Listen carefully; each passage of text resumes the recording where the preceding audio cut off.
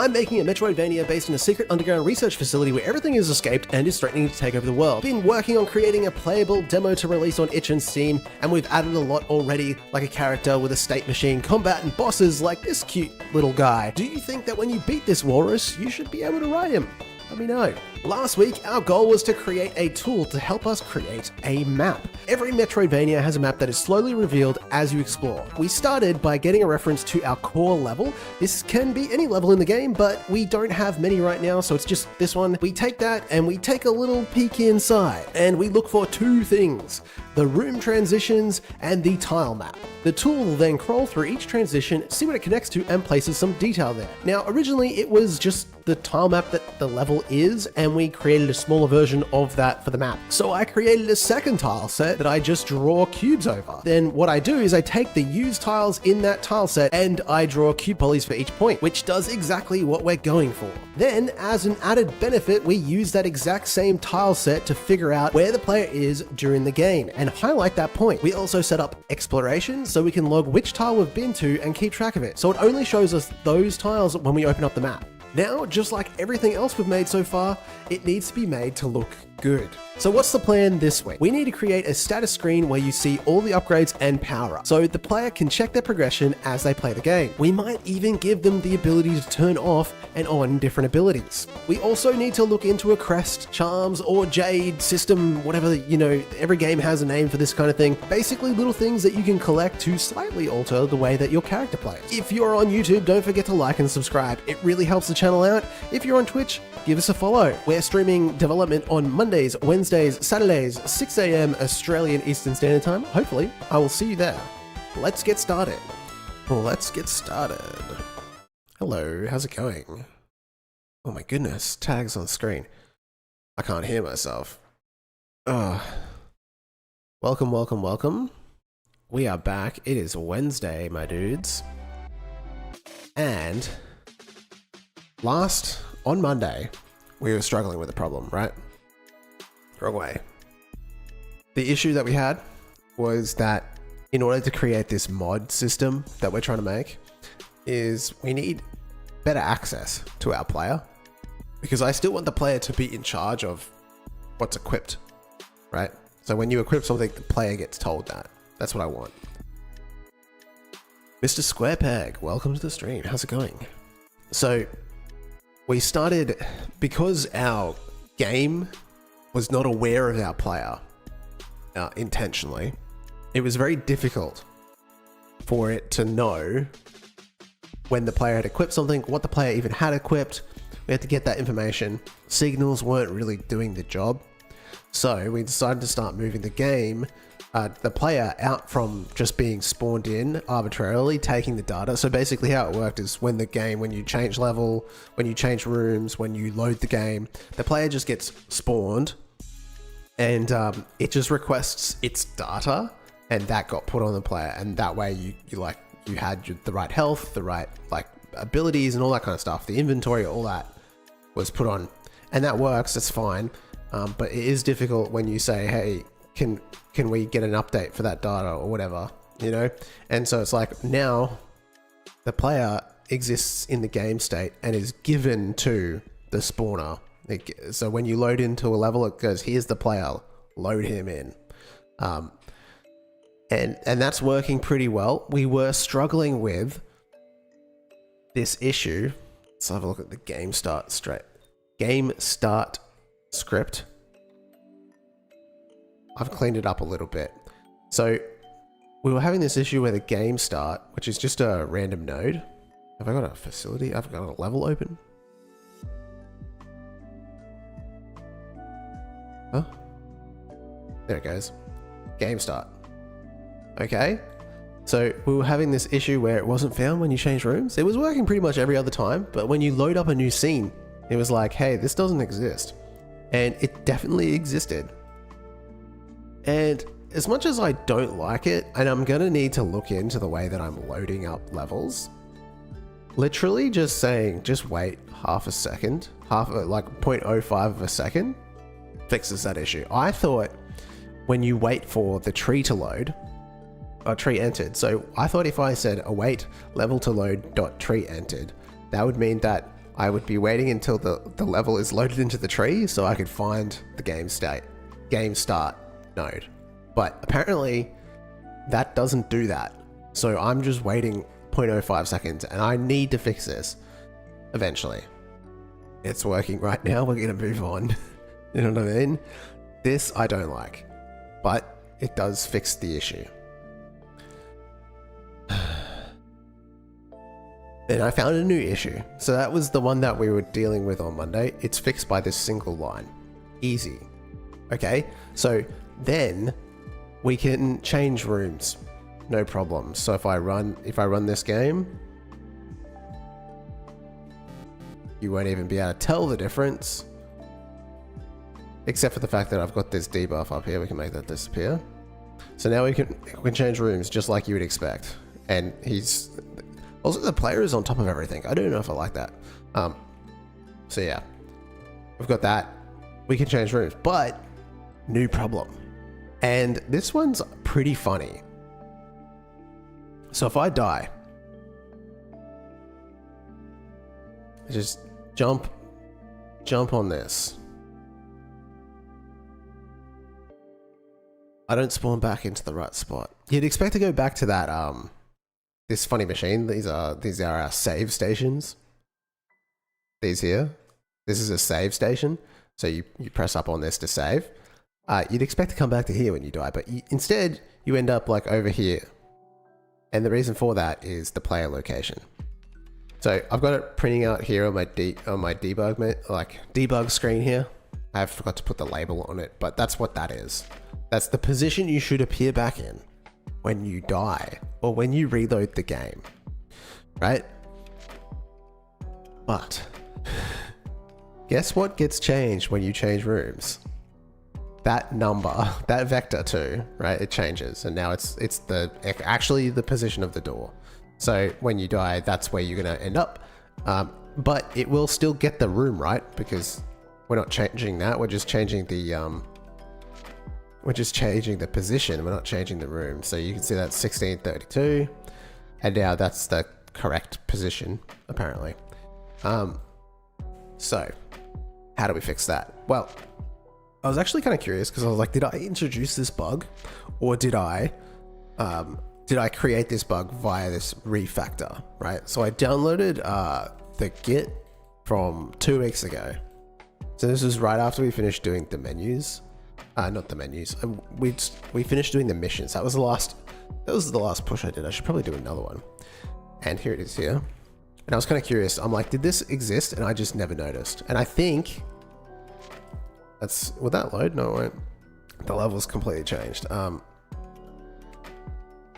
Potentially this one? Yeah, okay. So I think this problem has been present in the game the entire time, and I just never noticed because there's not that many rooms in the game, and generally when I'm dying, it's see, it goes back to like a random position. I never noticed until now. Because yeah, if I ever died, it was in the same room that you were working in, because there's only 3 rooms in the game. So now we need to fix that.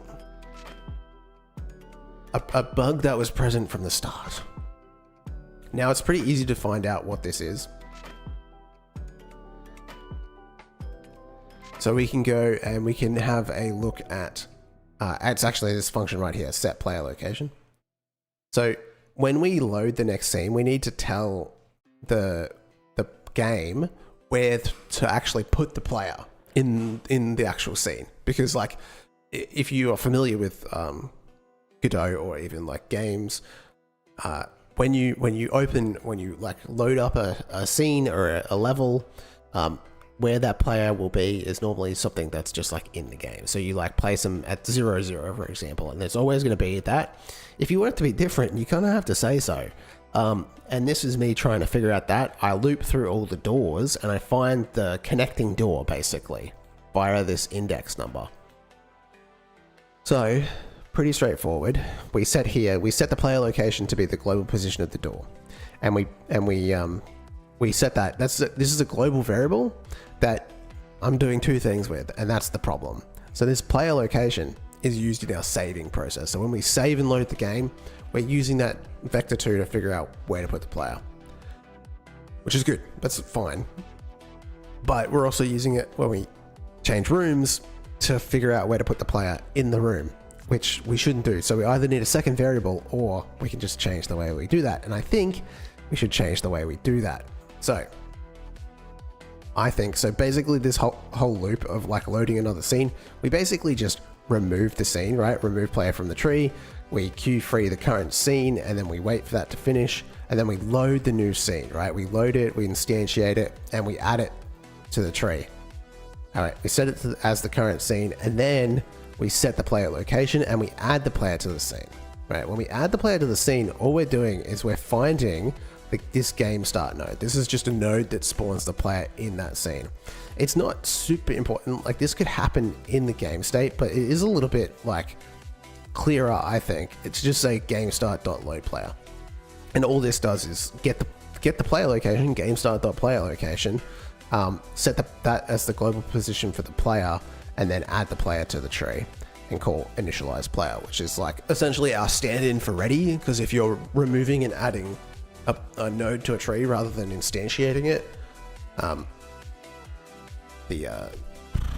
what's to say, ready doesn't get called, so you have another function, right?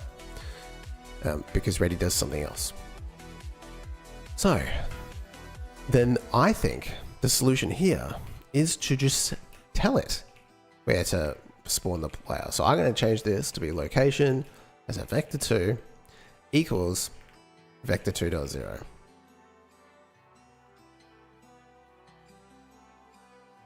And then this just goes away, right? But how do we get the location? Easy enough. We go to the game state, and this function in the load player, load next scene, we say, when we set the player location, we're actually going to get, I think we can just call this location. Vector2 equals set player location, because it returns void, which is fine. Set player location returns a vector2. And then here, instead of setting the player location, we just return that location. And it's still not going to be happy because this is within a full loop, so we can just say return vector2.0. Although if we really wanted to, we would get like a variable here, so we can go variable, we'll just call it like vector2 equals vector2.0. And then here we set location to be equal to global position, and then we return that variable. I think my mouse needs a charge. It's not doing, the battery's not doing so well on this mouse. I've only had it a year too. Okay, so very clear, which is good. So location gets set, and then we add the player in the scene. Just pass in the location. Right, easy. And then this is actually required. I'm just realizing it's gonna require more vector2. I do want those to error out, so I'm not going to put in default game start to load player, comma location. So that fixes it for load, but it breaks it for everything else, which is fine because here we can just say player location, right? Because that is the actual, when we do a fresh load, we do want it to be the player location, as per like you're loading in from a save. When you game over, you should just reload to the last place you saved. So when this location is updated, then yeah, it might even make sense to change the name of the variable, but it's very ingrained into the save system. So like, I'm probably not going to do that, at least not right now. Was that the only place it broke? Fresh load level, okay. I guess when you do a game over, you save it, fresh loads.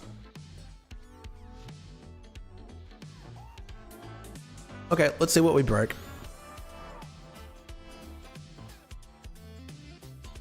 Hopefully not too much.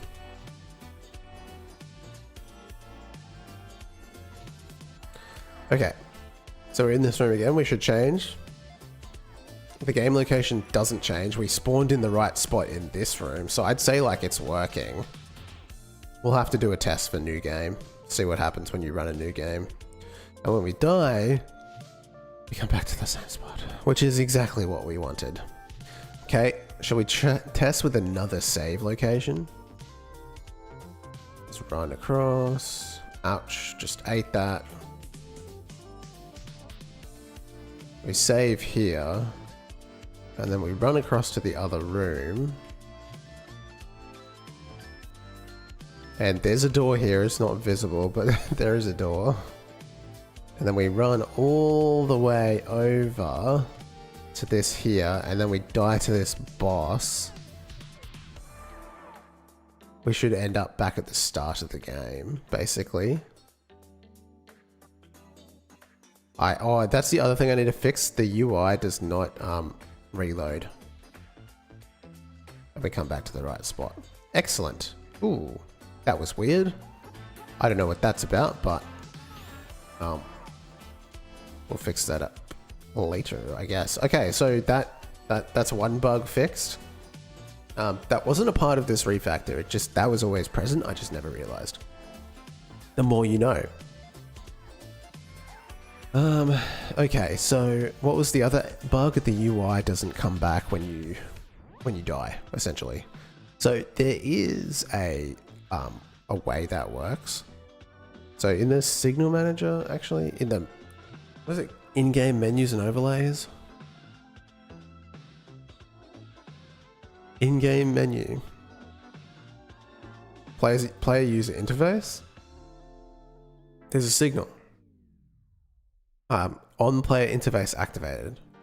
So in the player, I'm guessing that's just called in the ready function. Initialize player, follow request. On player interface emit. This needs to be moved. There's basically a set of signals. I've got so many signals in the ready function. The connect ones all need to stay there, right? When we ready, we just connect, right? Connect, connect, connect. But the emit functions should be in the init, so that we only emit them, because we need to emit them whenever the player is spawned, but we only want to connect when the player is created.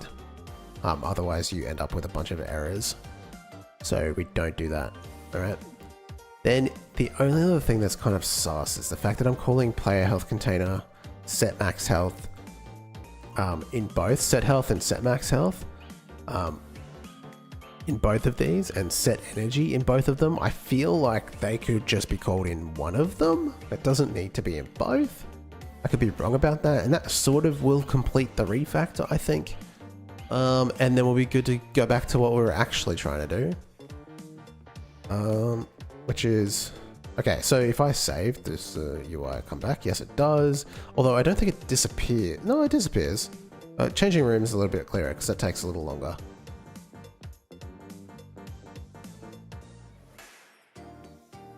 Ouch. It stays on top. I don't know if I like that. It's supposed to be underneath, but it's a minor issue.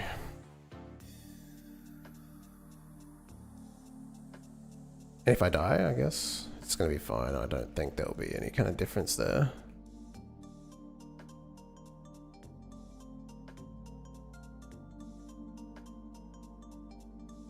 It does disappear when I do that though.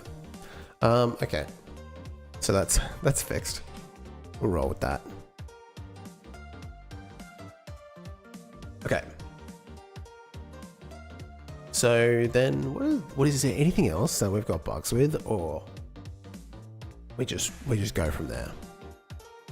I think we're good. I think we're good to go back to what we're actually working on, which is the mod menu.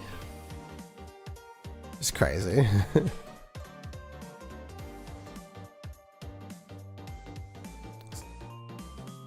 Okay.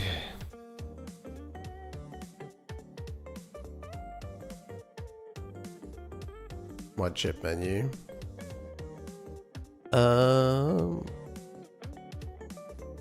So now when this visibility changed, and if it's visible entry, now we can say get player. So create mod chip slot. I forget even how this works. Initialize mod chip menu.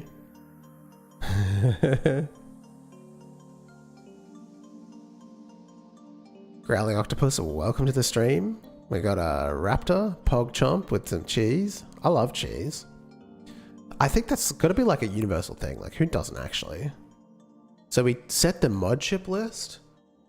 I'd say that on the ready, but like, I don't know how quickly, like the game state should exist in advance of this. Lactose intolerant people, I suppose. I think they still like cheese, they just can't eat it.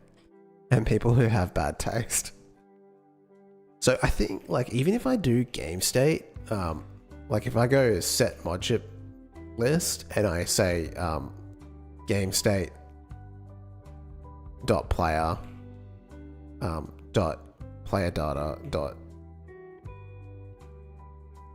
mods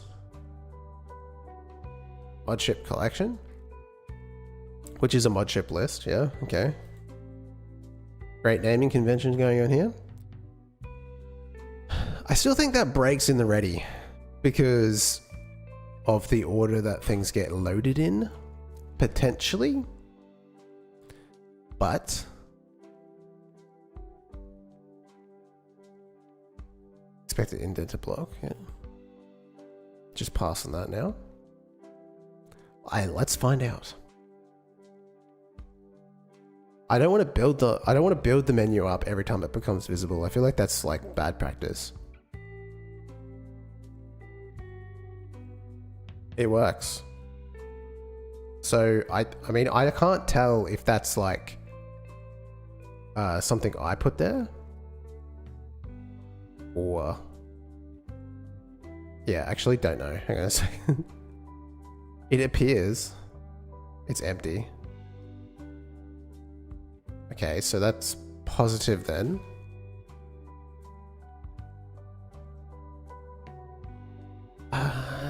Okay, so let's just have a look at the player data. Right now, this is all hard-coded. We're not saving this, but we do have Ultra Grip equipped. It's just not doing anything. Okay. The player is Ultra Gripped. So that means it worked, which is great. I did all of that on Monday to get to this point. Now make the rest of it.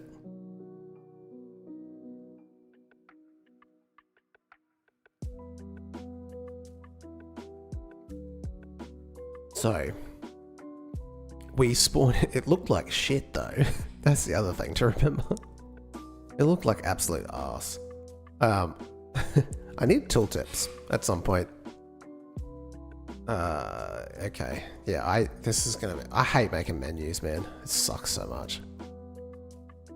So I forget what we even do here. Let me just refresh my memory. Was this last week that I was trying to do this? I can't even remember. I think it was last week.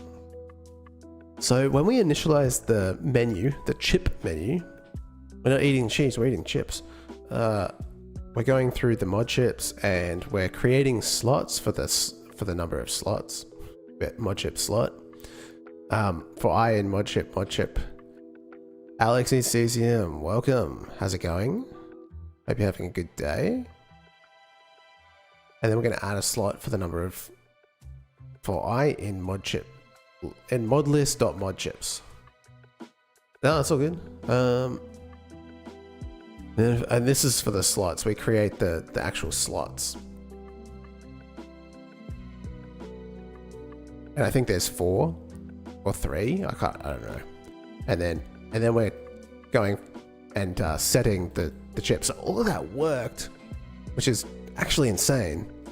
It just looked like arse.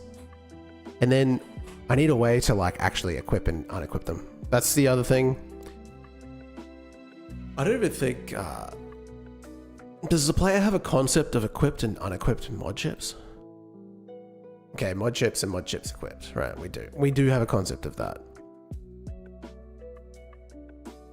Great. And the player? It just has mod chips and nothing equipped. So our goal is, plus 3 slots. Our goal is to be able to move that one Ultra Grip from just one that we have to it being equipped, and then like actually have that affect the way the player moves, you know what I mean? So that's the goal for this week.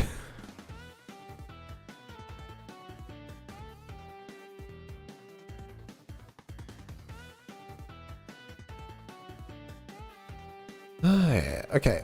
Well, okay. So the appearance of this actually was arse. So I want to take a look at that again because it didn't even show up in the right spot, right? Like,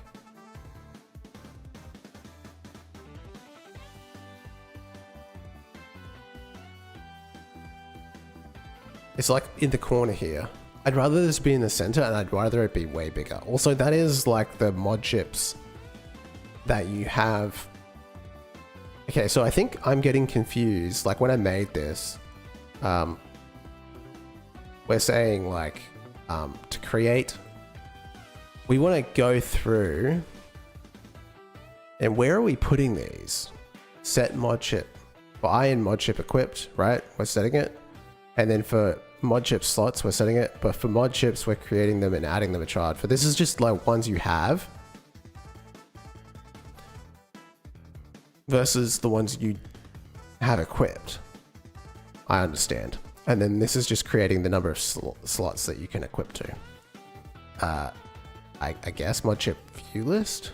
So we've got the mod chip view list and we've got the mod chip equip list. So I think I'm confusing where I should put these slots. So these mod chip slots should not be appended to the, or added to the mod view list, but actually the equip list, right?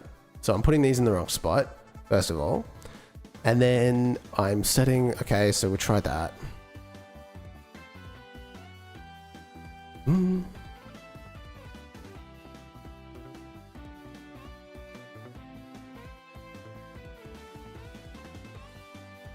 Better.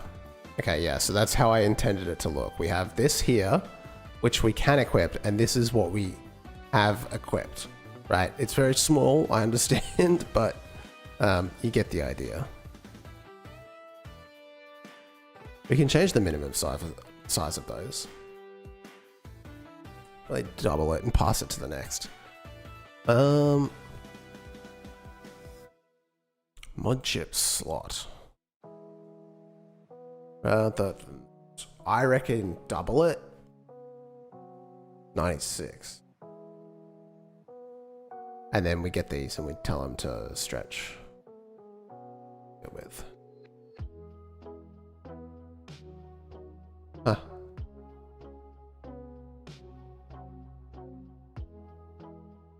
Yeah.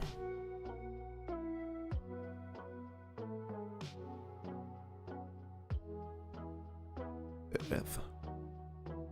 Okay. We probably want to keep it scale, keep aspect, keep centered, keep aspect. It doesn't stretch. I think that's the right. Oh, keep aspect. There we go. So that should make things a bit bigger, so it's a bit more readable.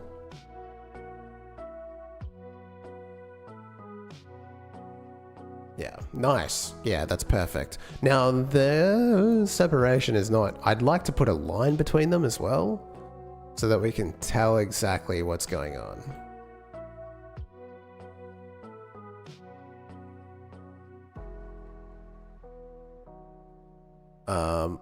So we go to, and we do a line separator.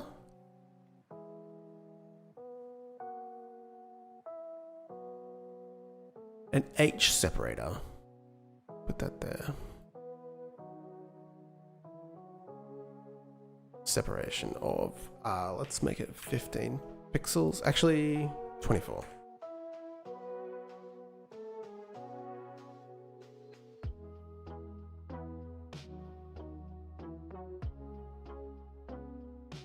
Okay. It's still not obeying the separation? That's kind of weird, eh? Why would it do that? Yes.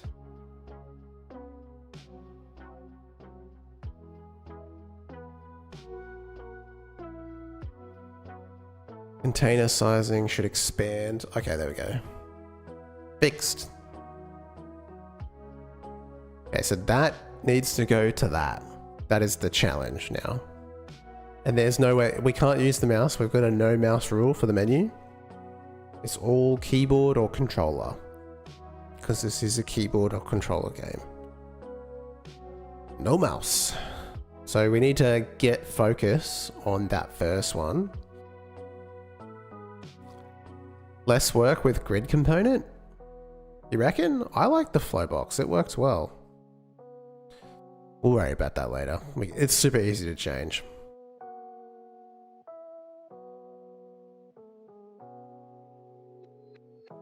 Oh, do you reckon that like getting the right one that you select with the grid? Like if we change this to a grid instead of an H box, actually. And make it have 3 columns. So then we go back to the code.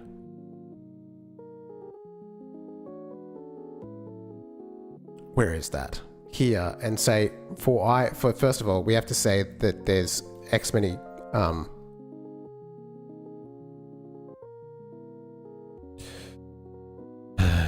okay, so the equip list is still a control, but that actually is going to be a grid container, right?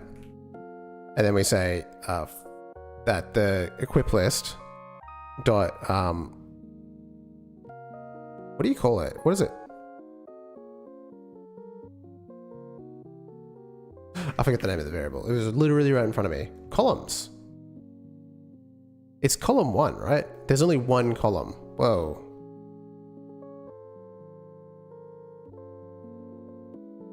So we don't actually set the columns. We just go and we create a slot and we append it. Wait, will that still just work exactly the same, or is it going to bug out?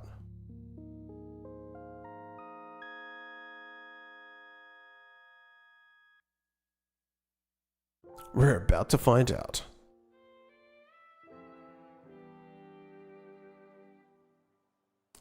Huh.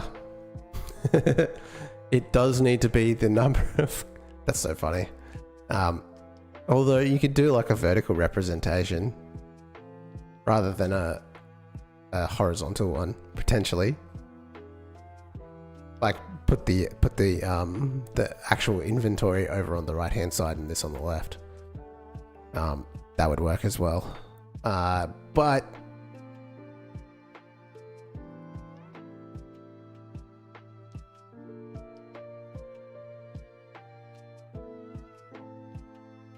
we can also say that the equip list dot columns equals mod chip slots. We want a horizontal representation. I don't see how, I mean, does it help me get to where I'm going? Like, we're gonna need to get an index. You know, we're back in action. I need to turn the fan on.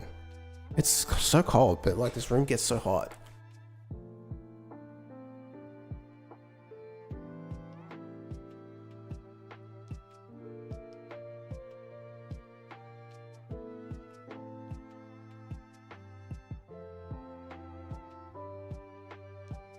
Doggo tax. She's so out of it. She's so funny when she comes in here. She sleep.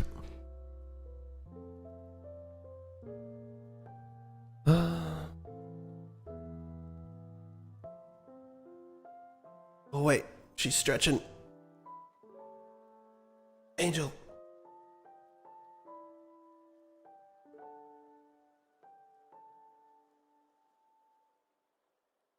Like, what are you doing to me?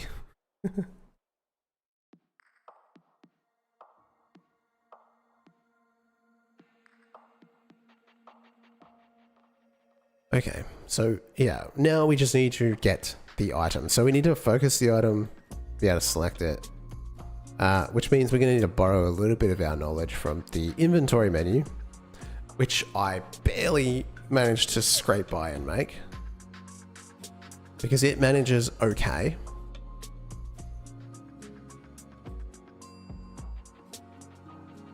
How do we get that? We get the focus, right? When we show visibility, we grab focus.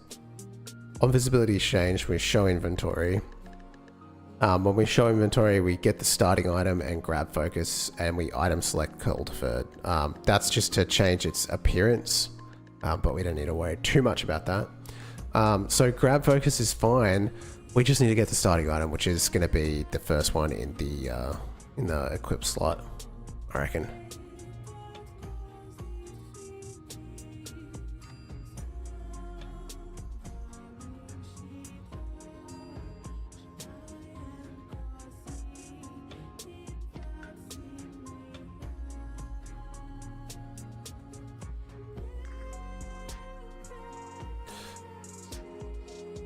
So if we just go var first mod, and it's I guess it's a mod chip slot, and we say that it's equal to the item. It's not item. It's mod view list. What it is? It's yeah mod view list. Dot get first child.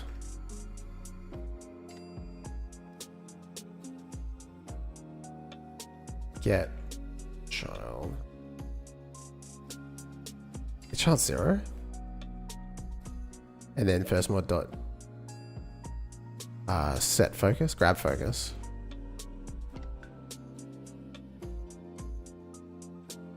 And yeah, we go with that. We should be able to navigate around pretty easily after that.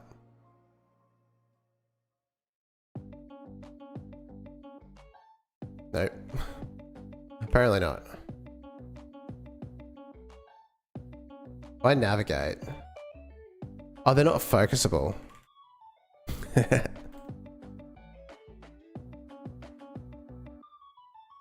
There's some settings that need to be changed. This is just a regular... What does the inventory slot look like? Did I set this up wrong? It's a panel container. That's all it is. It's not any different.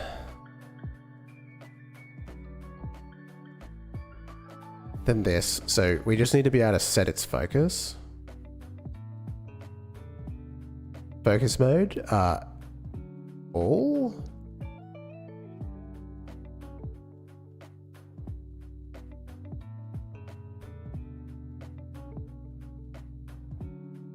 Inventory container, inventory icon.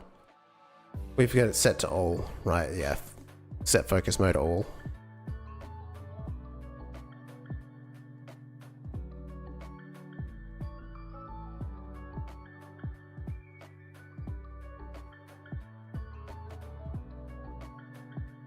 Still no good. I love making menus. I don't even remember how I did this. It's been like 3 weeks and I've forgotten. Highlight show, item focus selected, emit. Yeah, I wonder if there's just like no way, like it might be focused, I just can't tell. But then I should be able to navigate. Oh shit, I closed the game. Whoops. I should still be able to navigate to the left and right. Left and right arrows, the navigation for the menus. If you were focused, you'd be able to select those, which we weren't able to do.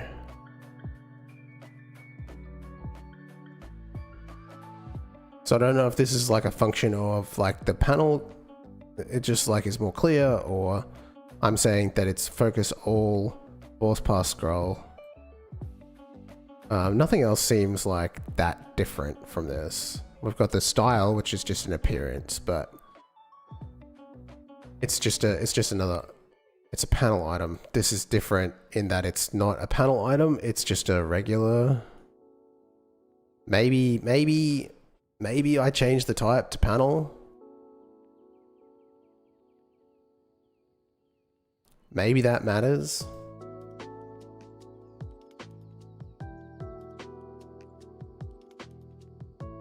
No, wait. No.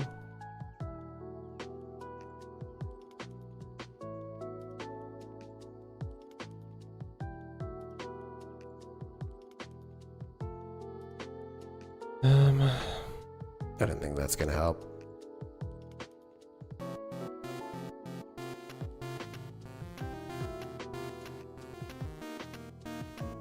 However, I do have mouse focus. Oh yeah, okay, so now you can see that we are hitting the navigation. We just have no way to actually tell that they're being selected. It's probably going from this one to this one to this one to this one. So I should be able to count for 1, 2, 3, 4, 5. Yep. Okay, cool. So we are going across them, which is pretty much exactly what we wanted. We just have no way to know that. So I guess we just set up the same way that we did with the inventory icon, like a function that emits that it's being selected, so that the game knows what's selected. And then go from there.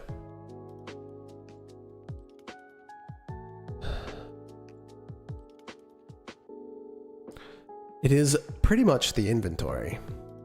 It's not any different, except for the what happens when you click it.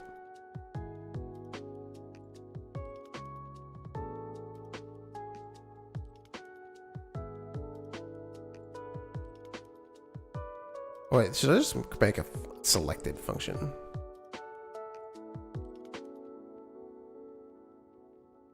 So when it's selected, it needs to look different somehow.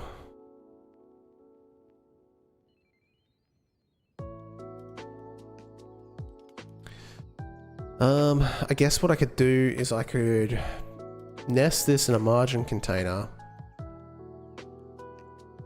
and then make this large and then theme override this to no, that's not how we want.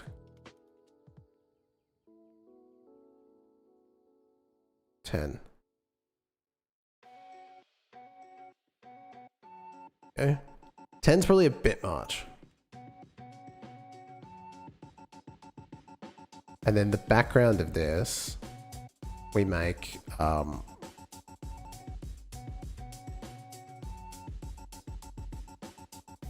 or we can even just cheat, have like a color rec behind it.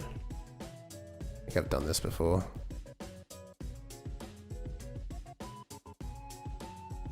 Right, and then just set its color to black. Or we can turn its visibility off and on. Yeah. It's probably a way better way to do this. Do I do the same thing in the inventory item? Or nah? What do I do here? Highlight. Yeah, I literally do have just like a fancy color rect system to like do that. And I'm gonna do the exact same thing here because I know no better.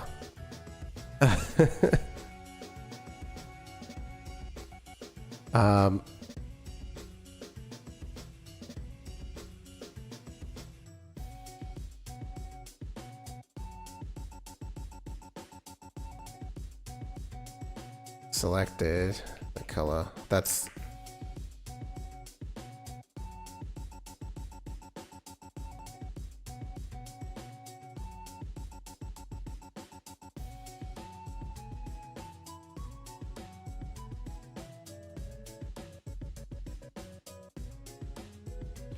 unselected.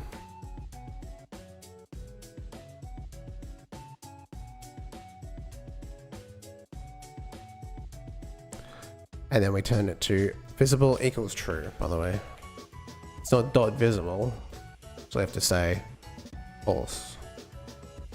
Okay. So then I think I just connect that to the focus. On focus entered, on focus exited. And we just like hide it, item unselected, right? Although I'm pretty sure with that, I control this via like actually in the, we'll worry about that later. Focus entered, connect, focus exited, connect. And then we just say selected, unselected.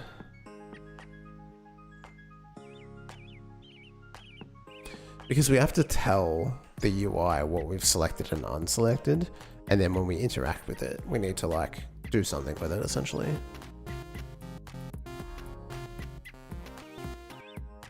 Ooh. We forgot to set the path, didn't we? Classic. Classic mistake.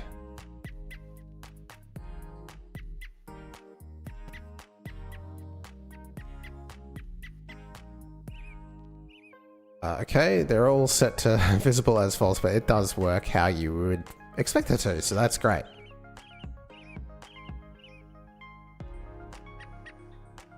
Perfect.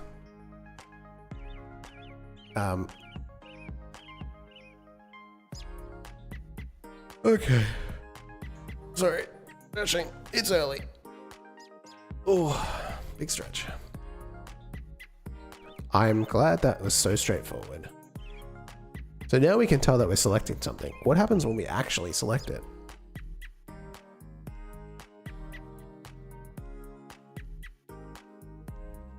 So, how do we do this with steal from the item inventory, item select, item update, initialize icon.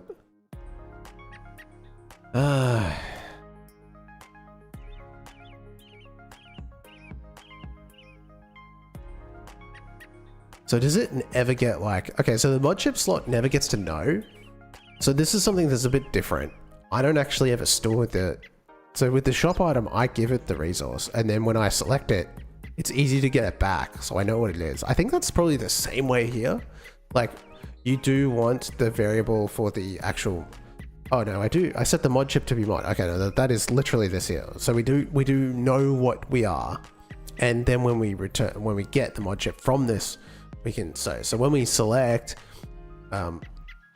we can tell the UI what we've selected.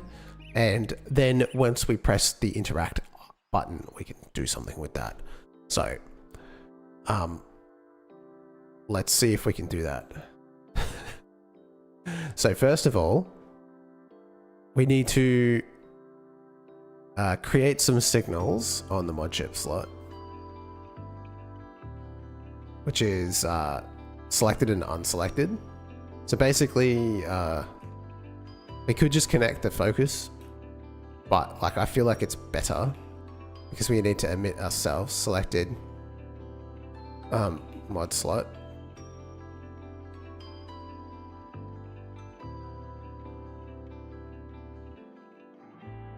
And then signal unselected so that we know like, yeah, nothing is selected.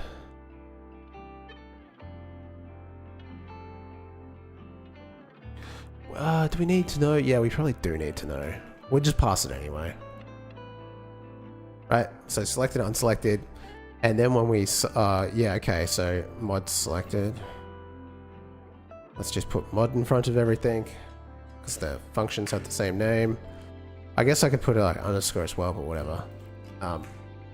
So mod selected dot emit self here, and then mod unselected.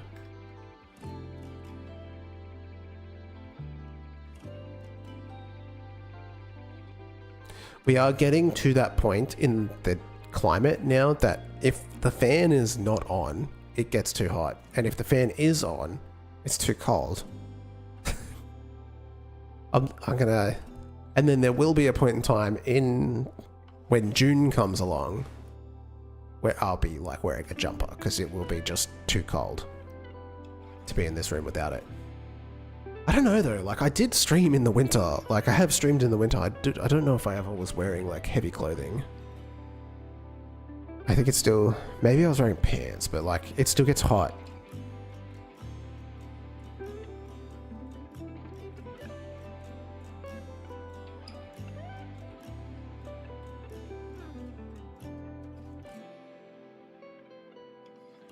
Okay, so now we've got that, we go to the mod chip menu. Oh wow, it's really not happy. What did I do?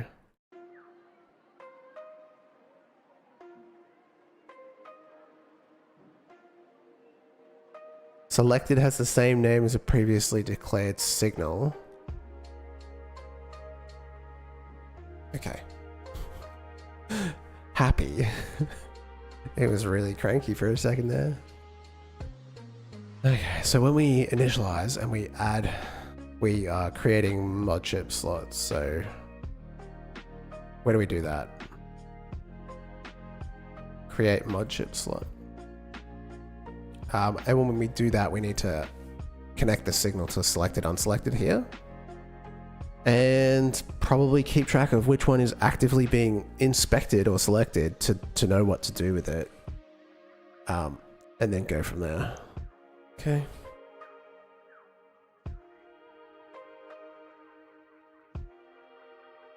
I wonder if it like makes sense to have like an equip slot versus an like just a regular slot. Or do I just need to check? Because I'm going to get the mod chip back. I need to know what its parent is. So that I can tell, hey, it's an equipped one. So unequip it if you click it. Or if you click an unequipped one, you need to equip it. I don't know, man. Like, what do you do? What do you do with that? Like, I've never done equipment before.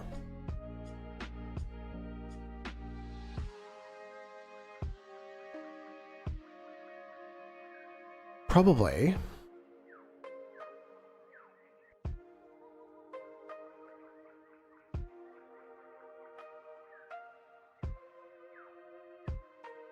I reckon we just figure it out when we get the information back.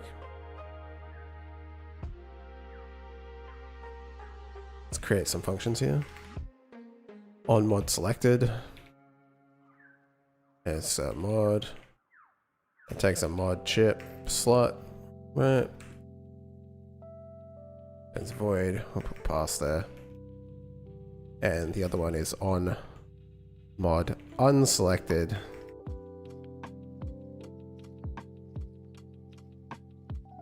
It's a mod chip slot.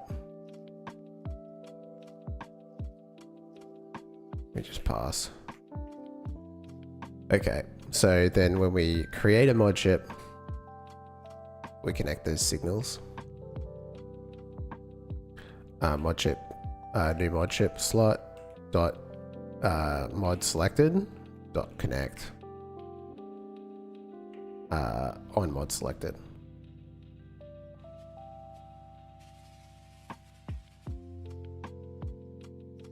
And then mod unselected dot connect. Mod unselected. Okay, so we got those. Then the question becomes, what do we do with it once we get it? We probably need to have like a variable for current selection.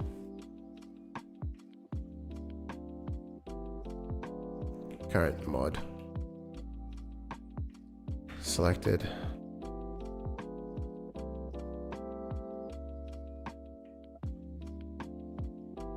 To mod chip slot.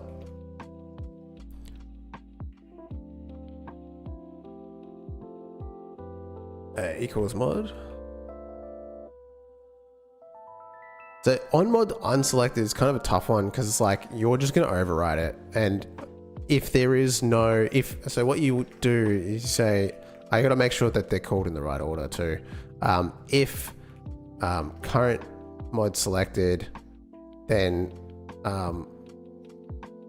current mod selected equals null, right? So it's a nothing, and then you would think that it gets called unselected on the old one, and then before the new one is selected. So, you know, can we do that? I don't know. We could set up like a sneaky print just to check, because I'm kind of curious in like just the process function, because we're being lazy. So we can say if is visible in tree, then print current mod selected, right? And theoretically, it should all just be with the current one, and then if nothing is selected, then it should be null. Theoretically.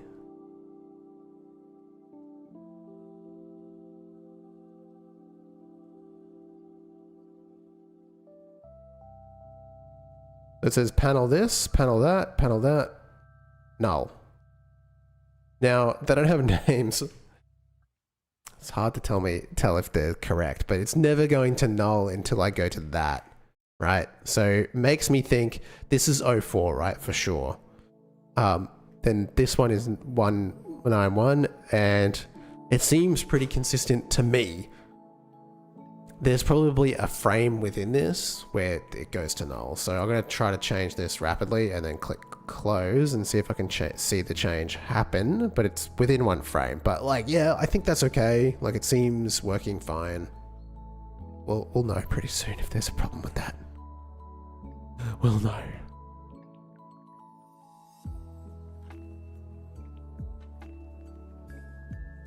Okay, so now we have a mod chip selected. What do we do with it? When we press a button, we do a thing. It's so simple. When button pressed, do thing. Let's have a look at the inventory to get our memory back. It's time for Angel to take her pills, because it's the first day of the month. It's April Fool's Day, I just realized. Changing to Unity. April Fools. I'm so funny.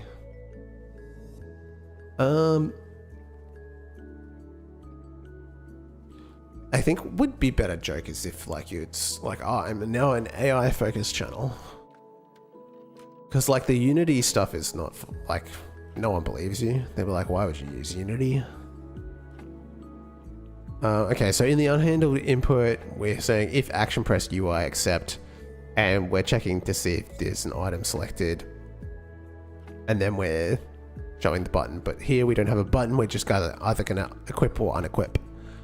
Okay, so pretty straightforward. Mod menu.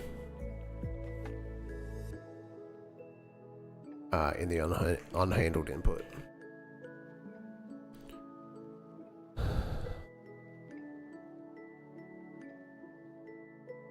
Do we set... Oh, it doesn't matter. We can say if current mod selected, then we just need to if event dot is action pressed UI accept. Should probably be the other way around these checks.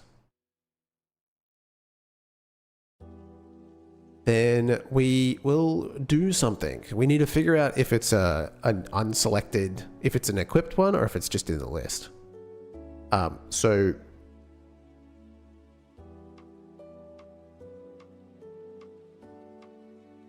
I wonder if you could say like if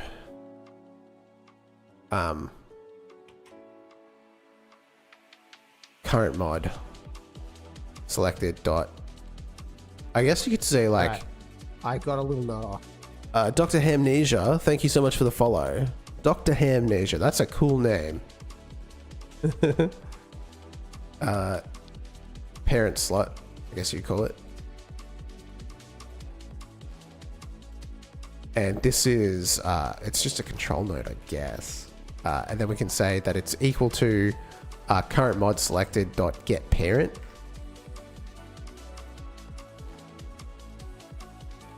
And then we can say match parent, right?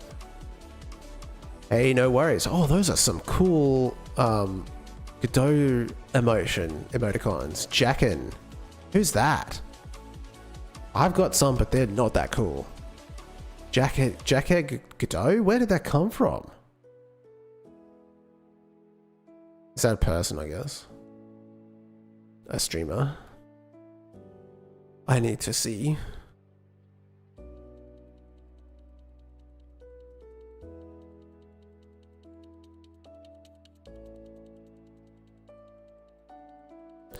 Oh, you know what? I think I follow that person, right?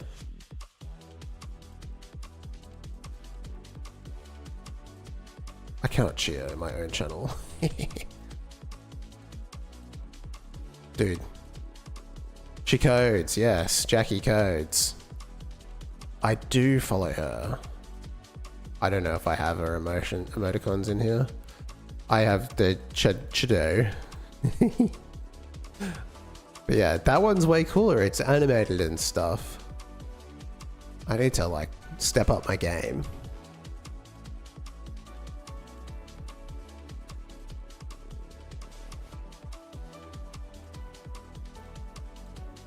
Yeah, I like her stream actually. I like her channel as well. I haven't watched in a bit though. Parent slot. I say so. I go match parent slot, and then I say the case is either the equip list or the mod chip list. Equip slots mod view list. And I should probably put this in a new function because at the end of the day, we need to like actually do something, handle selection. And then we pass it the, I guess we don't really need to pass it. We just, because we can just use current mod. We don't need to.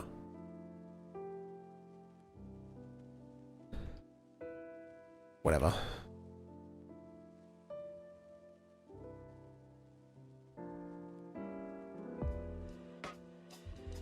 We'll clean it up later, guys. Don't worry. We'll be alright. Okay, so we've got the equip list and the mod view list. If it's in the equip list, we need to unequip it. If you're pressing the button, right? If it's in the mod view list, we need to check if it can be equipped and then equip it. So have we got a function? I know we've got an equip mod chip function, but I guess we need an unequip function because that's actually easier. Mod chip. And we're just passing the mod, but actually I think we need to pass the mod slot, right? Because we need to change its parent. We need to reparent it. Mod chip list. Mod chip slot, right?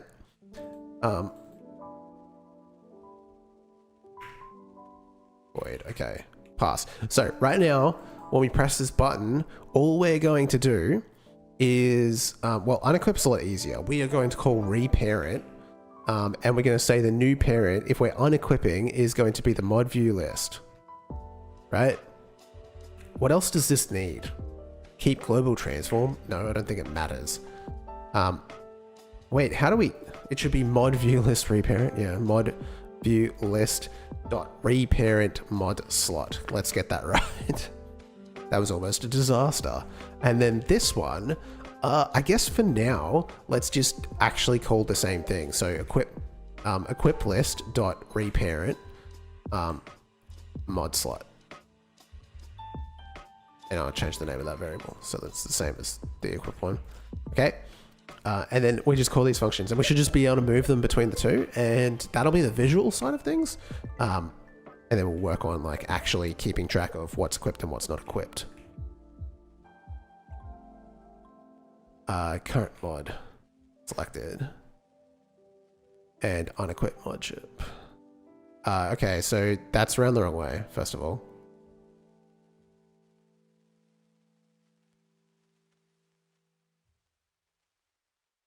Do you not want to be rude and get permission here? Or ask, equip this? It's not that serious, I don't think.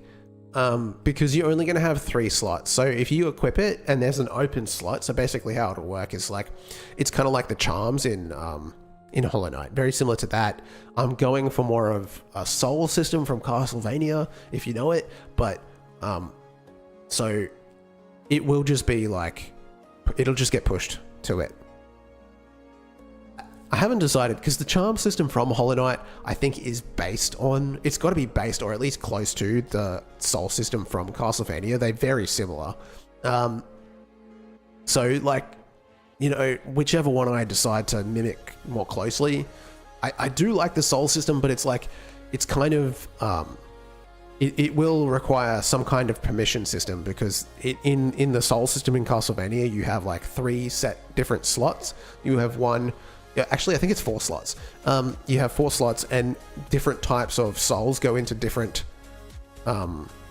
slots. So you like need to make sure you're selecting the right one, or you have like 4 different lists or whatever the heck. Gotcha. Vanua is either in 2 or in 2, is either, I don't know how to read that. But yes. Current mod selected. Equipped list? What the hell am I doing? Equip mod chip. Okay. So if it's in equip, we're gonna unequip it. If we're in the mod list, we're gonna equip it. Let's see if that just visually works, and then we can move on to actually figuring out what to do. Okay, so here's our dude, and we go to the menu and we look at the mod menu. I still need to update the... Okay.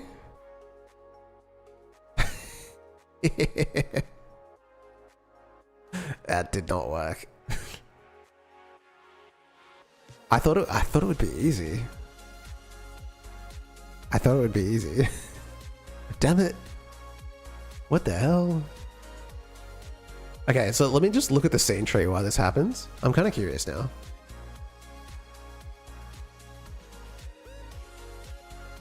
Okay, so here we got our mod menu, right? And we have this selected. And if we reparent that mod slot to here, you would think it would just show up there, right? And it probably does. Let's go to remote. In-game menu. No, it's not. Yeah, it is the in-game menu. We in remote? Yeah, we are in remote. HBox container, we're deep. We are deep in the mod chips, in the separator. So we've got 3 there, and we've got 1 here.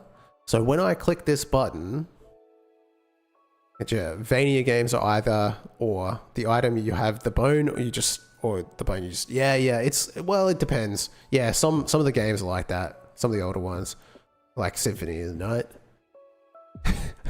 I still remember like Symphony of the Night. It's like something drops and you don't want it, and you have to like it turns into a platforming game. It's like, oh, it dropped the knife and I don't want the knife. So you have to like jump over it and avoid it. And then sometimes you'd accidentally have something land on you, and then you'd have to quickly go chase the thing that you like just had. Okay, so I press that, and mod chip slots. Okay, I feel like equipped mod chip slot. Goose with a knife. Goose with a knife. Damn, that's aggressive, bro. What did I do? I reparented the mod chip slot to be the parent of the, like, I moved everything.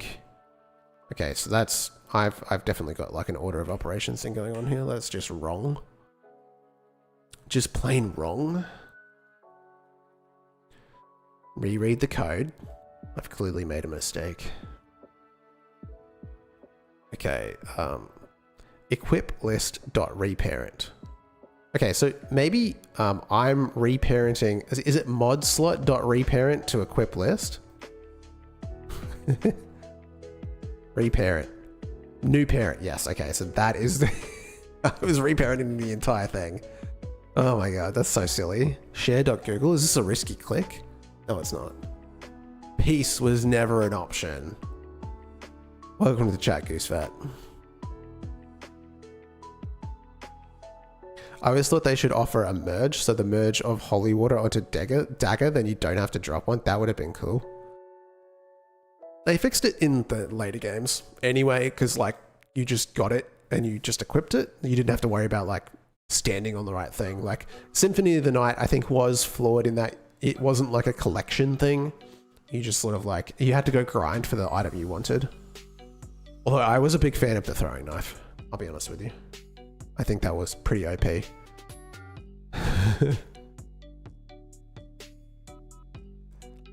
OP because like the bosses in that game are not super aggressive, so you could just stand in the corner and throw your knives, especially in the later part of the game. Even though it didn't do a lot of damage, like you just fucking just stand there and throw it. The enemy dies. Wait, I didn't finish doing the coding that I was trying to do. Okay, so we want to go to the mod ship menu because we realized that we were doing this wrong. So this is modslot.reparent mod view list, not the other way around. I think I was right the first time.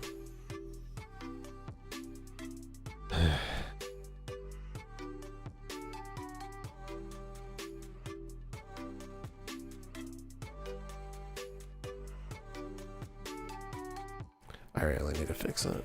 Hey, I lose focus, but yes, it went where I wanted it to. Should have played more. I was a Metroid Mega Man fan after Castlevania dropped and beat it. Yeah, I like all of them. Like it's really tough because like I prefer probably like out of all of the games now that I've played them all, Castlevania out of the three, like Mega Man, Metroid, Castlevania. I mean, Mega Man's very different. It's like an action platformer. Depending on the version, like I was a Game Boy guy. Like I'm too young to have played the original Mega Man. I have played them now, but like I was playing Mega Man 0, and that has like some Metroid aspects to it. Like you can equip and upgrade your weapons and stuff like that, but it's still just a platformer. It is so difficult. What I want to do is I want to get like Betfluxvania? Betflux, I don't know what that is. I'm learning. Oh, the Netflix. I haven't watched the anime. I should probably get it and download. I should watch it on Netflix legally. 100%.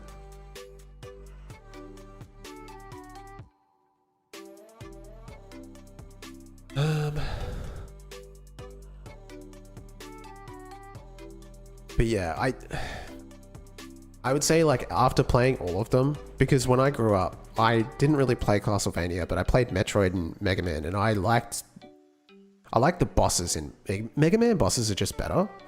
But the exploration, right, is the other thing that's really fun, and Mega Man didn't really have that. And so it's like, try to do the bosses from Mega Man, but the exploration from Castlevania. And then I think that's a good formula. I think that's like kind of what, it's kind of what Silksong did. In a way, right? Because those bosses are very like challenging. Okay.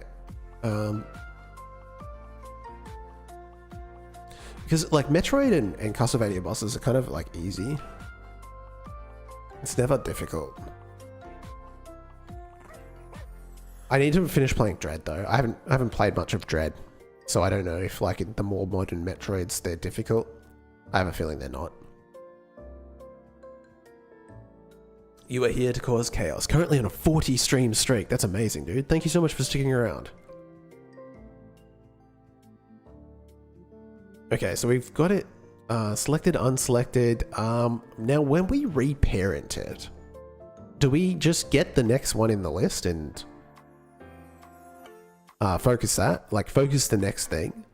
Or do we like make the focus the one that we just equipped? Right now we don't have anything. So I think it's easiest to just say that we should focus the one that we just like reparented. So when we equip it and unequip it, we just say like mod slot just grab focus so that we can still be selecting it.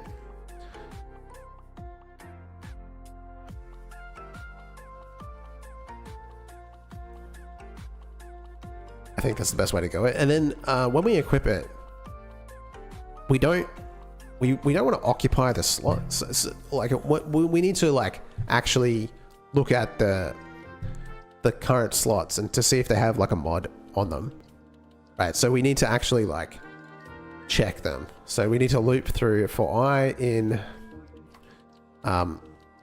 equip list dot get children.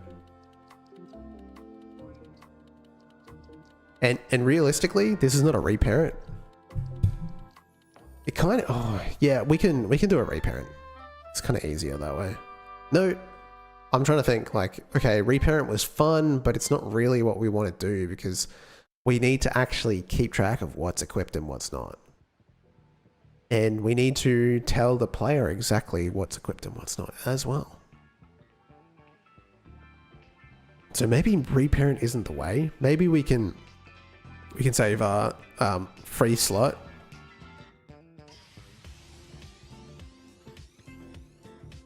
Is a mod chip slot, mod list slot, mod slot, mod chip slot. And then we go and we say for I in equip list, if I dot, and this I should specify, does it know that its equip list is an array of, oh no, it's just a, yeah, okay, so we should say I, and these are all going to be mod chip slots. Right, and then we can say for I dot mod, if I dot mod chip, then continue, right? Otherwise, we can say that the free slot equals I, because it doesn't have a mod chip slot, equals I, and then we can break.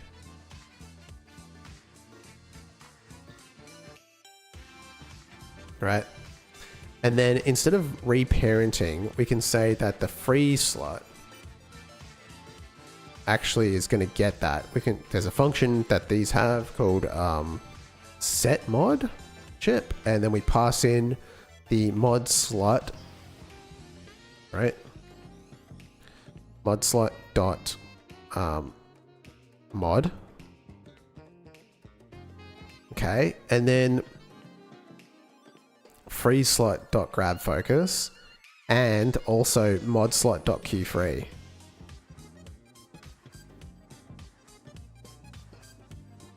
Or do we just hide it? Or actually we go mod slot dot, I don't think there's a function for this yet, but we'll say clear mod chip. So it just becomes like an empty slot. What do the mod chips do? Modify something. Yeah, so it's going to be like a form of player expression. So the goal is to like not dynamically change the way things happen. So like in terms of your abilities, it's the same as any other Metroidvania. You know, you find the dash, the double jump, the wall grab, all those kind of things. You find them in the world via exploration or defeating a boss. But you always have, like in pretty much like all the Castlevanias, there's another form of expression, which is like, it's almost like that RPG element of the game. So maybe you defeat a powerful enemy, or you find it hidden away, and it modifies the way the player will behave, but not in a way that like breaks the game. Mod slot, my new innuendo to insult them, to keep them guessing. Slots. All of them are slots. Yeah, it does sound like something else, doesn't it? So it's like the one that I have made is called Ultra Grip, right? I've only made one, and it increases the power of your Magna Grip, which is like your wall climb, and it allows you to hold firmly on. So it's basically the same as the Claw Grip in Silksong. So it allows you to, like, instead of sliding down the wall, you just stick to the wall. That's all it's going to do. The variable is called Strong Grip. So just small things like that. So maybe you make it so that, like, I don't know, you will sprint. I've got a sprint state. I can say that, like, after you dash, you sprint. Maintain some motion or whatever. I can actually just tie this to this system so that in order to unlock that, you get it from here. And like, I'm just going to have to get creative about small different ways. So the other one that I was thinking of, like, is automatic. So right now, like, the guy is kind of like Mega Man, right? You have to press the button to shoot. So like, we have like an auto shoot function where you do less damage, but like you can just press the button. Stuff like that. Just little things.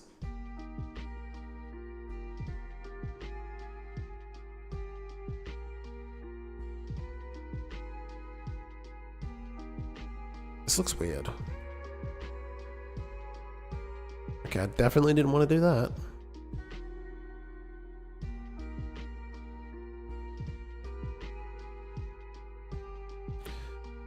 Okay.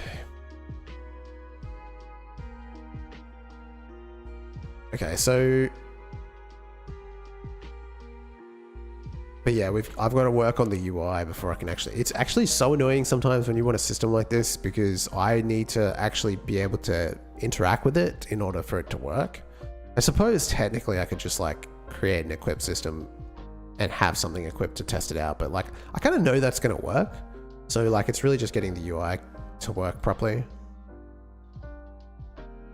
Okay, so we will sort of like in the weeds on how to like actually equip this, which is we're going to clear the mod ship, and there is no function for that right now. That's not what I wanted to click. A mod ship slot, we set the mod, but we can also clear the mod.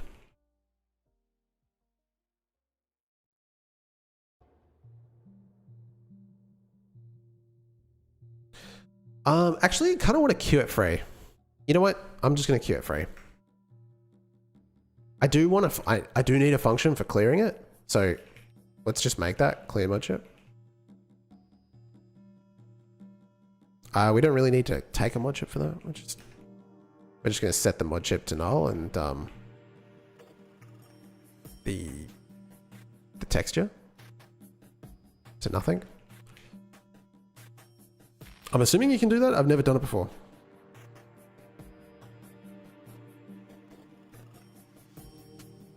We're about to find out.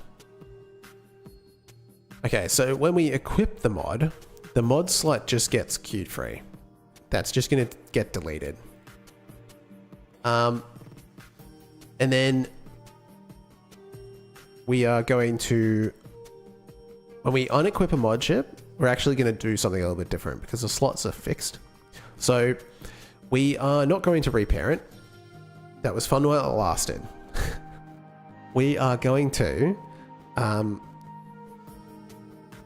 say that we're going to get the mod chip, and we probably just duplicate it, right? And then add it as a child to the equipment list,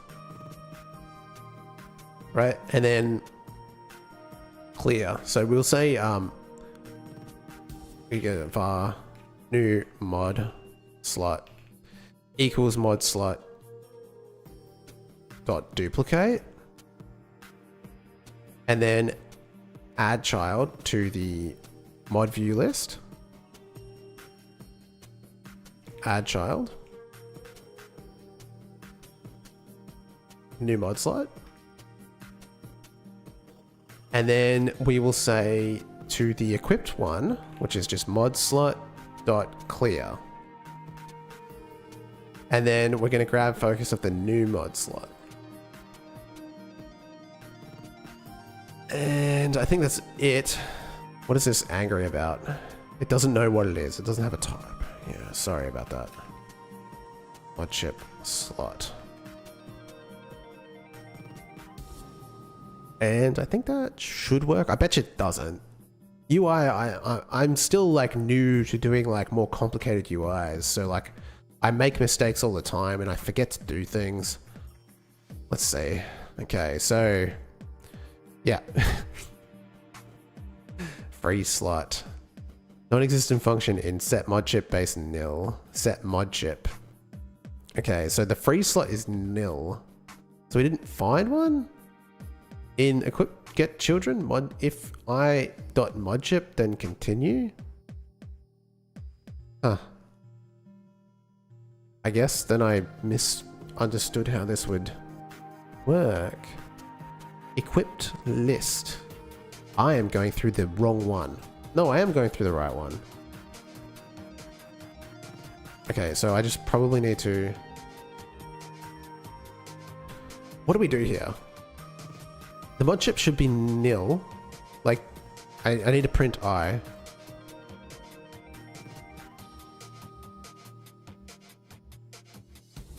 Print I dot mod chip. I thought that would be null, but it's obviously not.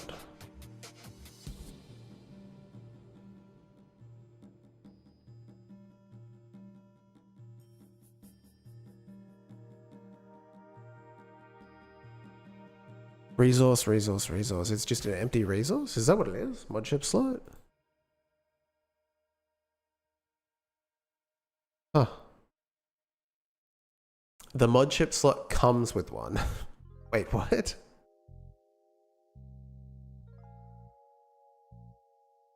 Okay.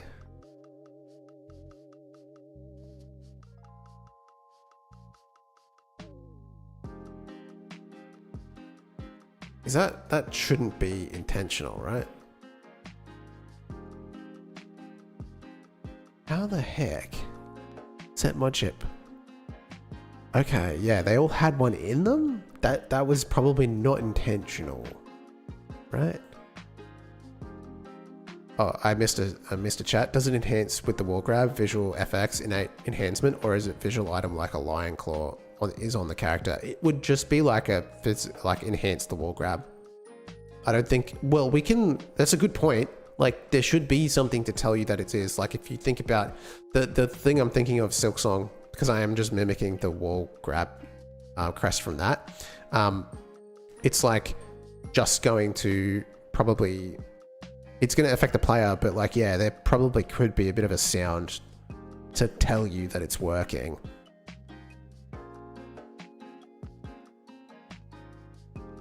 Non-existent function in mod chip. Okay, I guess they just have mod chips in them? I'm so confused. What the heck?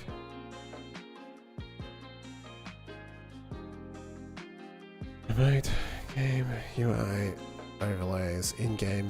No. Yeah, yes, in-game HBox tab. Let's go down to mod chip menu.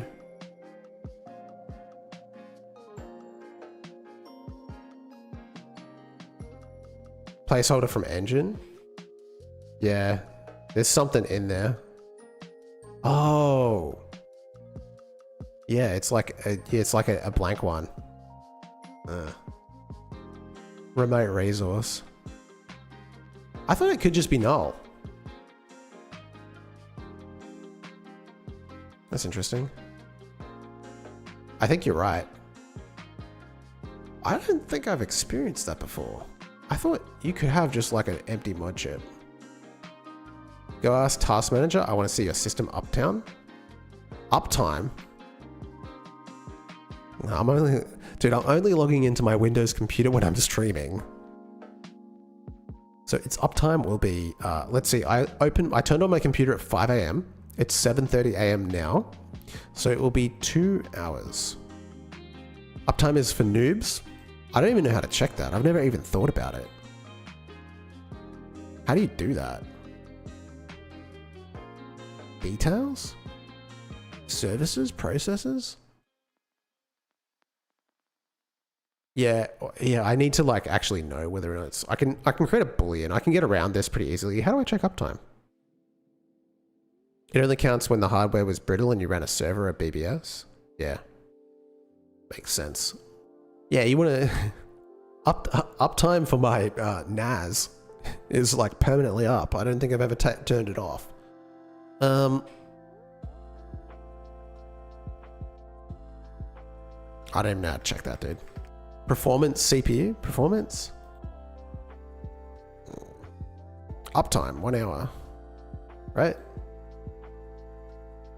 That can't be right. I don't know how to read that. It says 1 and then it's 2 hours and a half, which is correct. Look at all that memory. I don't have to worry about no memory shortage. I've got so many. Distraction troll distracts. Yeah, you're right.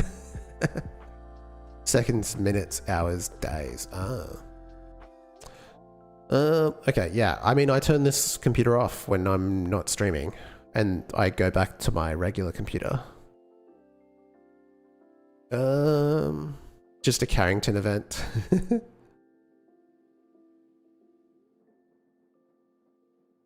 Right, so yeah, we can, yeah, that is a kind of a weird issue. I didn't think possible, but I guess it is, which is fine. 390 days. because we can just create a variable, right? It's not a big deal. We can just say equipped. Equipped has mod chip.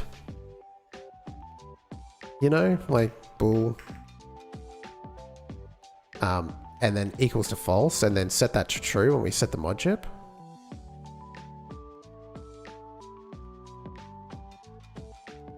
I just want to check as well. It's coming to mind that when I initialize in the mod chip menu, what am I doing? So when I create a mod chip slot,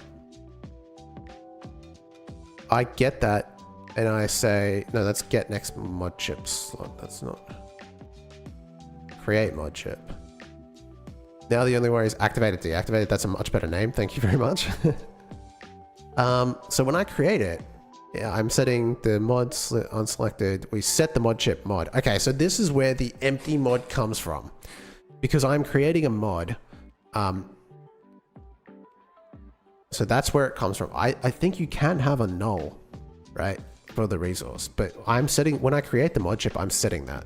So even in the equipped list, right, equipped slots, I'm appending new slot, and I'm sending a new mod chip, like a blank one, even if it doesn't have one, which is fine.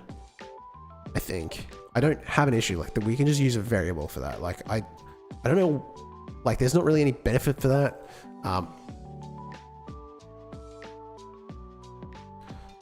Get UUID. Yeah, we could do that. I manage a big server in Australia for a very large sports corporation. If I left that machine to run for years, it would leak memory and allow persistent actors to get a hold. Your time is 1 day better than the school VR, which was 390 days or something. That's the same chat as before.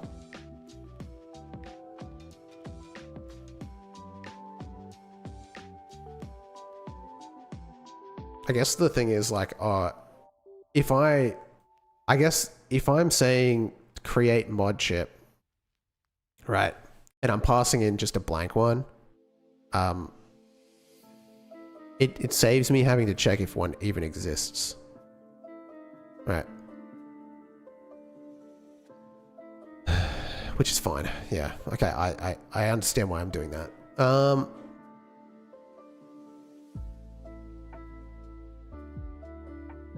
Okay.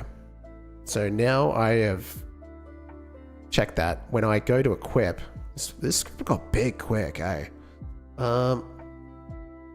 When we equip mod chip, if I dot activated, they're all going to be activated, by the way.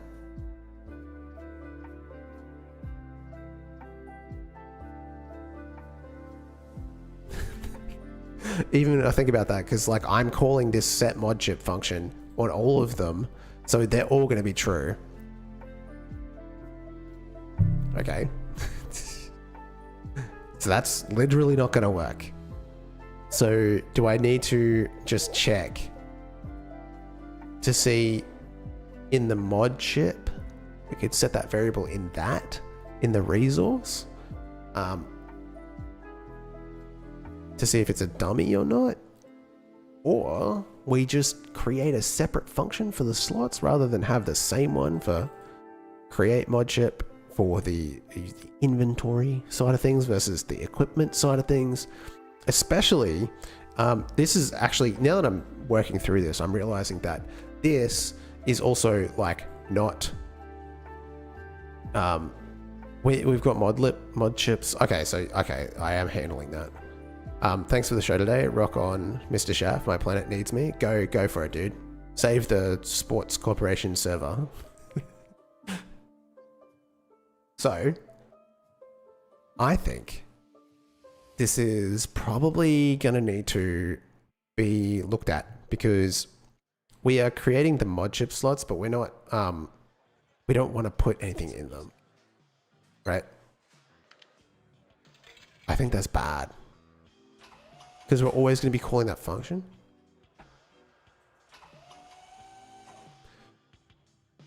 But we can't pass nothing, because it's expecting something.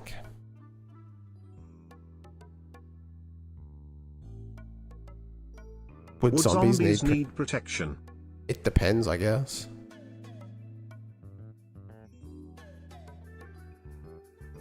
So how can I do this where it either takes or doesn't take one? We could set a variable.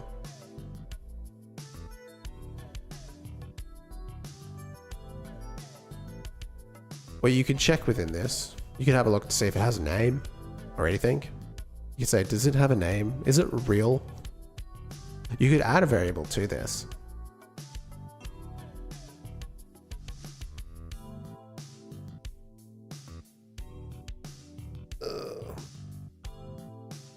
Which way, Coder Man? Highlight this message. No, highlight this message.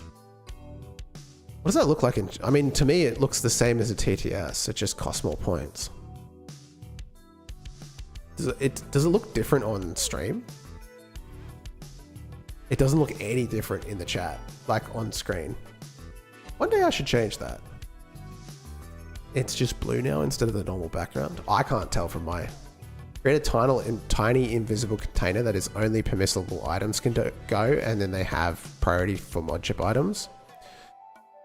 Yeah, there's got to be a more simple approach to this.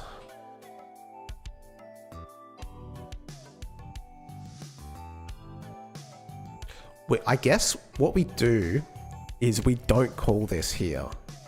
Okay? Create mod chip does not require the mod slot to be... But here, we don't pass in I. We actually call it when we get it back. New slot dot set mod chip mod.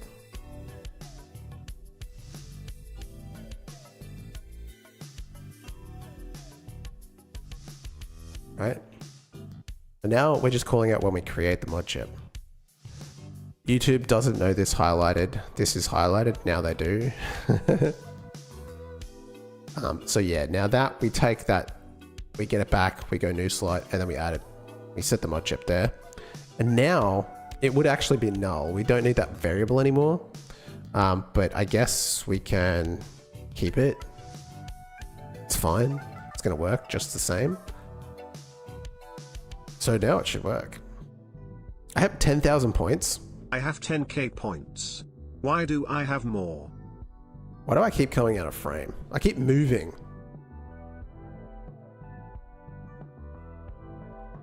My screen's like over there. I keep moving away from my screen. Okay, so mod chip, print mod chip. I think we're good.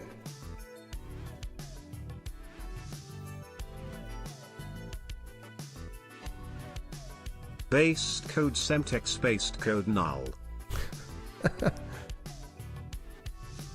Do I have moves like Jagger? I definitely don't. Mod chip menu, moment of truth. Hey, look at that. Okay, now it's broken. Oh, look at this. I can unequip them and put blank ones down. And I can't re-equip that. Eat the null. Okay, that is funny. We do need to do a check to see if it worked the first time, but now I can't put it back. That's fine. We're making progress. That's the main thing.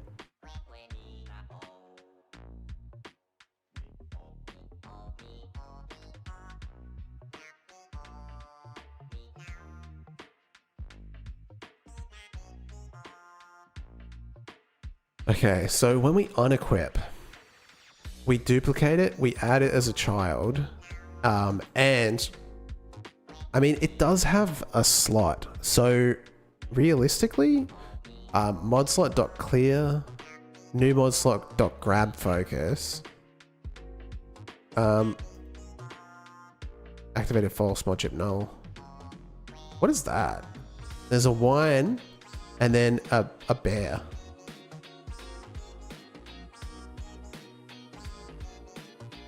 Right, so first of all, if we unequip, we have to make sure that when we call that, I guess this is fine, we can do the check here. We just need to make sure that we say if mod slot dot activated, then do this. Otherwise, don't, first of all. Then, I am kind of curious about why it doesn't work the other way around.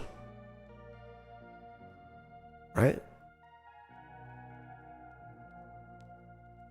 A wolf hugging a teddy bear, yeah.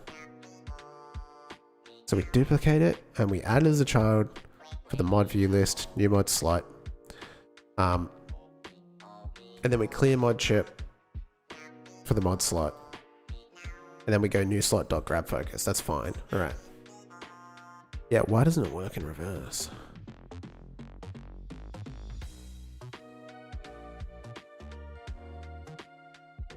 Okay, so now we can't just add them all like willy-nilly, but like this one doesn't activate. And I wonder why. So is it... This is a global emote, my avatar. And then you're petting the Chaff. I don't have a name for my mascot. The Chaff mascot. I was going to combine those two words. It's not going to sound good. Let's put a breakpoint on the equip here. Is it getting cold? It's not. So I don't know. Handle selection. Let's go back up the chain. Oh, it's not even. So that causes the breakpoint to handle selection. And then it obviously goes through. It says that it's equip. We go to in equip and then it just bounces, right? We continue. And then this one, it does not even trigger that. It doesn't trigger the input. So that's kind of weird. Oh, you know what? I bet you I have to... No. I am getting the focus. Maybe I'm not connecting... I need to reconnect the signals. Is that what it is? Let's go back to the mod chip. So when we duplicate it, we need to go new mod slot dot connect...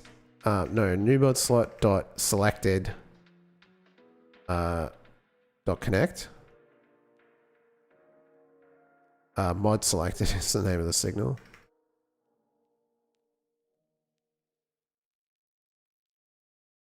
Dot connect and what is it? Mod chip selected. On mod selected. Keyboard new mod. Drink slot. water, you'll need to be moist. Wait a second.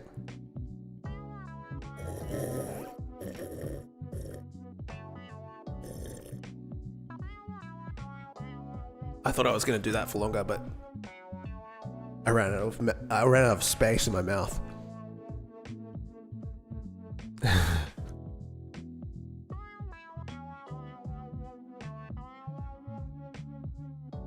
Okay, so we got that. I'm assuming it's the signal, so it makes so much sense. Okay. This button here. Oh, I'm breaking. Let's not do that because that's annoying. Yep, it was the signals. Okay, great. So now we can equip and unequip things. That is exactly what we want, and we don't, yeah, cool. Now we just need to tell the player that it's been equipped. Because we're not doing that at the moment. And we can use a signal for that. I know we have access to the player now, but like I don't think we should just be going like gamestate.player.playerdata.modchip collection dot whatever. I think we just do a signal, and that's much more sensible. Even though it's there, we need to use it sparingly. Otherwise, we're going to end up in dependency hell. You know, just be careful on that. But hey, this is really good progress. I think by the end of this week, we should have like the system in place, and it's just a matter of like creating. A lot of work that we've been doing the last couple of months, especially in February and March. I need to go back. I need to do like a review of the quarter. Oh, that's where I get my points from. Every time I join, I get 450 points. And if I continue to get like every 5, I think it's an extra 450. Okay, so it like accumulates over time the more you join the stream. So like I'm thinking, you know, we're getting to this point.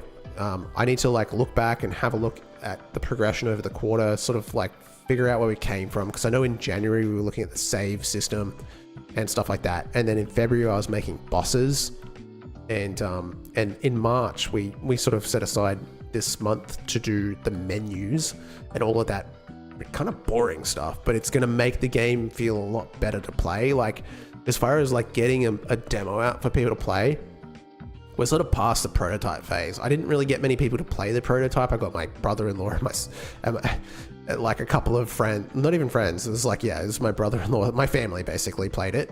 And it's like, now we want to like make a demo that we can put in front of like more people, like YouTube and stuff like that. And I don't want them to say it needs a map, you know, stuff like that. Out of nowhere, Hey There Delilah put in my head, used to know how to play that song on guitar. I've forgotten.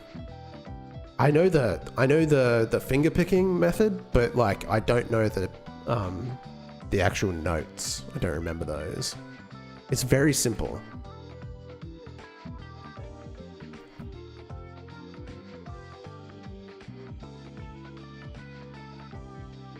Guitar stream when? That is the question. Okay, so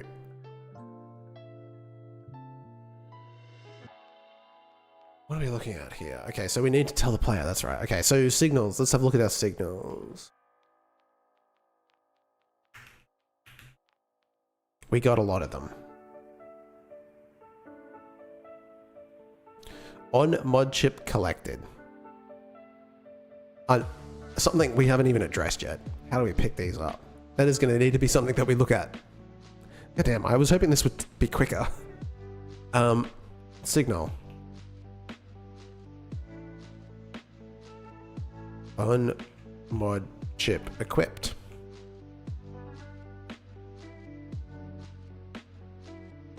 Did I spell signal wrong? Yeah, I was like, why is that looking like a function? And this will just be a mod chip?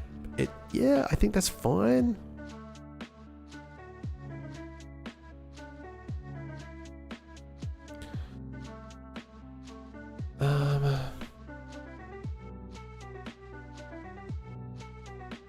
Yeah. So, on mod chip equipped, that's fine for it to be just a mod chip.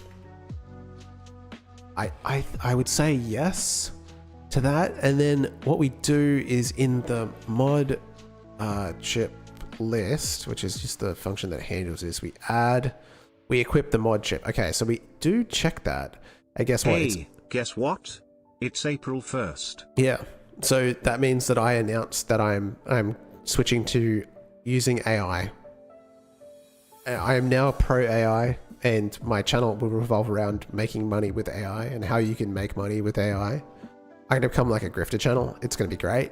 Everyone's going to pay me for my $500 course on how you can use AI to make a game and make tons of money. April Fools. I become a grifter. Actually, speaking of AI tools, Meshi was on my ass. They wanted me to do like a collaboration. I don't know why. Like, it's not like I get that many views. I don't think it's worth it. I mean, if someone comes to me, great to meet you, AI guy. I hope to catch more of you. You and you and you. Like, I don't know why Meshi was so keen on doing a collaboration, because like you know, the channel doesn't get that many views. It's okay. Like, I've had a couple of really good videos, but they really wanted to do a collab, and I was like, listen, I don't think it's a good fit. You know, AI, I've been like publicly opposed to AI, so it wouldn't really make sense, and I know my audience doesn't really like that anyway. Especially the guys in the Discord. Like, I just can tell it's not going to work out for either of us. And they like sent me 3 more emails asking me to reconsider. I was like, come on guys, leave it alone. I'll do it for $1,000, I guess. Like, I don't mind doing like a brilliant or whatever. You should have done it, just stole the money. You can't get paid until you post the video. That's how it works. You have to post the video and you have to leave it up for at least a month. Or actually no, at least a year. In most contracts, it has to stay up. Otherwise they want your money back or whatever. They'll sue you. So yeah, you can't do that. But yeah, I mean, yeah, I'll take like a Brilliant or a I don't know, some productivity app. I've had all sorts in the past, but like AI is like, I don't want to promote that. It's not going to go well. I don't really even like promoting anyway because it's a lot of pressure. I much rather just post and not worry about like how well anything does. Just have fun with it, I guess. Or like, it's too much pressure. Yeah, I can't handle it. Okay, so we are actually, it's funny because we're checking here to see like if we've got it equipped, then return. Like we're doing all these checks. We don't need to do that because it's actually a fairly good point though. Like in the visual side of things, I am not checking to see if it's a duplicate because we're not going to allow that. But we also are not allowing duplicates to enter the inventory of mod chips anyway. So, yeah, whatever. So we want to, I don't think we really need to do these chip checks, but we can leave them in anyway because they're always going to pass. We're going to, and this is returning a bool, which if it's a signal, then it's never going to need that. Because the UI is responsible. We just get the update. So we're going to say equip mod. And what we also need to do is remove it from the equipment list. Okay. So it's only going to exist in one of the two. So if we equip it, it's going to get moved from the mod chip array into the mod chip equip. And vice versa. The same way that we do with we queue it free and then we add it, all that kind of stuff. So when we equip it, we actually want to get it from the mod chip array and delete it. But then we append it to this. So we get the mod. We get 10 points every 5 minutes. Okay. We can create a new function for this. Remove mod chip.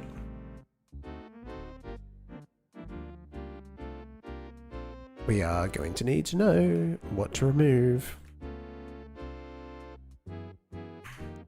And we'll say, we just need to get it. So we need the index, and that's an int. And it's going to be equal to mod chip dot find. And we pass in the mod. And then we say if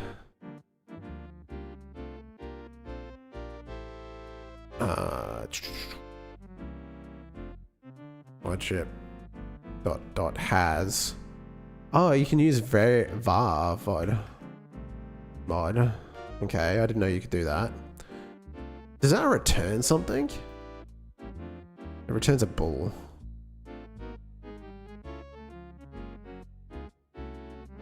It's cool. So what that means is 30 minutes for new person to do a TTS if they don't follow. Okay, that's fine. Honestly, like I remember when we first set that up, I was like, oh, people are going to spam me, but people don't really use it that much, so it's fine by me.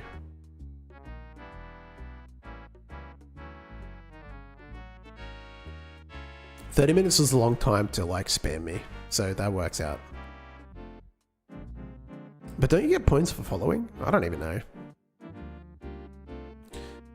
If it has that, then because find would return it either way, the integer returns the index of the first occurrence or -1 if there is none. Okay, so then if we can actually, rather than having to do this, we can just say if int.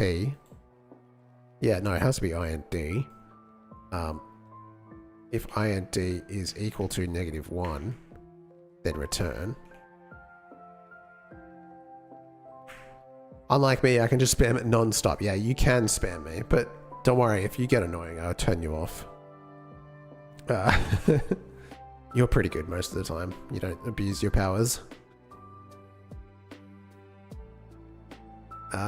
Okay, so now that we have the index, we can say remove. We can say mod chip dot remove.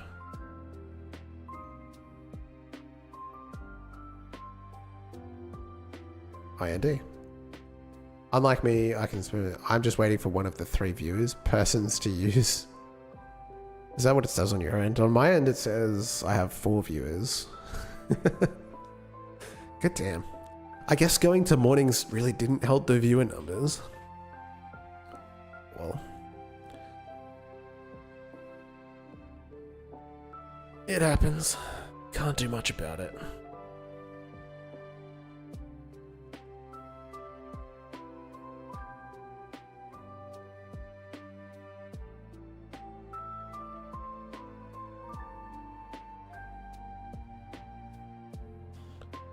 Okay. Oh, it's almost time to go to work. Remove mod chip. Okay, so we've got the remove, we've got add, and we've got equip. That doesn't return true, that returns a void. So we equip. No, we don't need to return false. We don't even need to do any of these checks anyway. So, leave them in. Just take these out. So we just append it, and we can remove it within the equip. But I think I'll call them separately so that it's clearer what's happening. But yeah, we'll work on that on Saturday. I'll be back and we'll finish this off so that we can actually equip it and have it affect the player. But other than that, it is time for me to start my real job and get paid real money. Here in America, I'm just off work early, turning to 5 p.m. Central. 175 million in Central.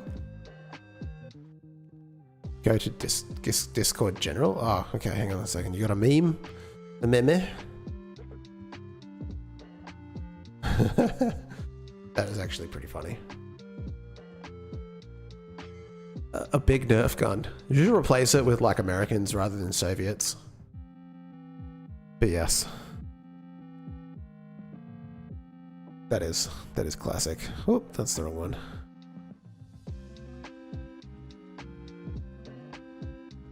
Where am I sending you all off to?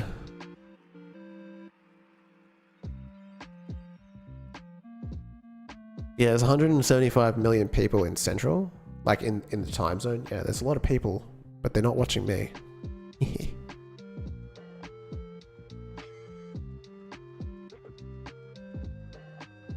How long has it been streamed for? Same time as me, but this guy's cool. Alright guys, thanks for hanging out. I appreciate it. Guest rooms have a pool. I don't have a pool, but I do have guest rooms. Anyway, I gotta go to work. Thanks for hanging out, guys.